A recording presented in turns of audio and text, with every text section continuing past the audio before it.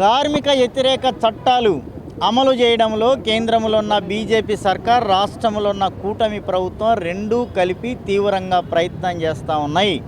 ఇందులో భాగంగానే 8 గంటల పని దినాన్ని 13 గంటలు ఇంప్లిమెంట్ చేయడానికి అసెంబ్లీలో చట్టం చేశారు. దీన్ని నిరసిస్తూ రైతు సంఘం, వ్యవసాయ కార్మిక సంఘం, సిఐటియు జిల్లా కమిటీల ఆధ్వర్యంలో ఈరోజు కడప అంబేద్కర్ గారి స్టాచ్యూ వద్ద ఆందోళన, నిరసన కార్యక్రమం జరుగుతూ ఉన్నది. ముఖ్యంగా రెండు అంటే కేంద్రంలో ఉన్న ప్రభుత్వం, రాష్ట్రంలో ఉన్న ప్రభుత్వాలు కార్మికుల ద్వారా ఓట్లు ఇచ్చుకొని అధికారంలోకి వచ్చిన తర్వాత కార్మికులకు వ్యతిరేకంగా చేయడం అన్యాయం. రెండోది 8 గంటల పని దినాన్ని 13 గంటలు చేసింది. మహిళలకు రాత్రిపూట షిఫ్ట్లలో ఉండాలి అని చెప్పింది.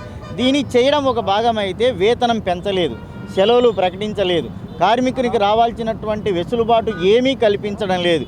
కల్పించకపోగా ఈరోజు ఇబ్బంది పెట్టడానికి, ప్రయత్నం చేయడానికి తీవ్రంగా ప్రయత్నం జరుగుతూ ఉంది.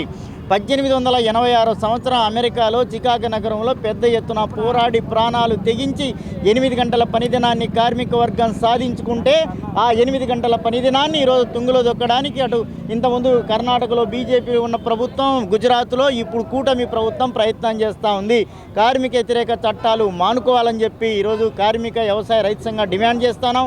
వేతనాలు మినిమం కార్మిక వర్గానికి 32,000 ఇవ్వాలని, పర్మనెంట్ చేయాలని చెప్పి ఈరోజు కార్మిక సంఘాలుగా డిమాండ్ చేస్తూ ఉన్నాం.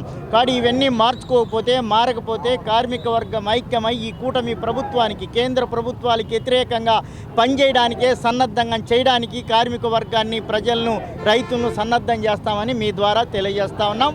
కాబట్టి దీనికి అన్నిటికీ బాధ్యత కేంద్ర రాష్ట్ర ప్రభుత్వాలని తెలియజేస్తూ ఉన్నాం.